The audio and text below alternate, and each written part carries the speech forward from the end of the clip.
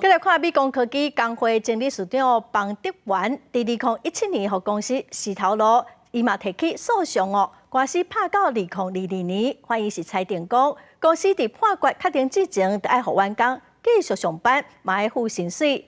也毋过美工科技哦，实际发薪水，无要互伊登去上班，落尾结果邦德元不当得利，要甲200多万的薪水弄讨回来。乐团是批评讲，这间公司实在伤阿爸咯。劳动事件法破大洞，美光压霸反告劳工。美工科技工会经理事长邦德元伫2017年，和公司开除双方的解雇官司，一直拍到2022年。邦德元根据劳动事件法要提出定暂时状态处分，法院裁定美工爱伫咧判决确定之前，开予劳工的工课和薪水。虽然公司有予伊薪水，却毋予伊入去做工课。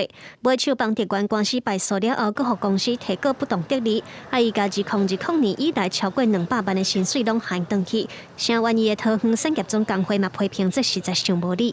如果再背负这200多万，真的不知道该如何是好。像美光公司这样阿爸的公司，希望劳动部能够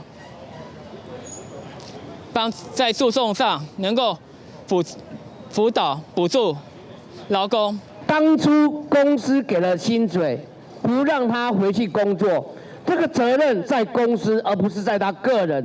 冯哲言这个案子被追讨成功的话，那他就不是个案，他将是劳动事件法最大保全程序的最大超级漏洞。邦德元是2020年劳动事件法施行以来第一个向法院申请定暂时状态处分的个案。劳团就惊讲劳动事件法的保全定书对劳工无实际保障，未来恐惊会有企业有样看样欺负劳工。因提交定证书，和劳动部嘛要求劳动部针对邦德元的案件做出回应。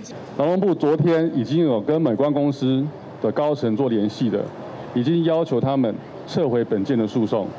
那劳动部在这边也再次的呼吁美光公司不要做无谓的诉讼，尽快的把本案的诉讼给撤回，让双方能够恢复和谐了。劳动部明确指出，这个案件是企业唔予劳工登记做工课，已经明显违反法院的处分，嘛无理由甲薪水讨回去。劳动部嘛表示，后续若准劳工有需要，也会提供诉讼的辅助措施。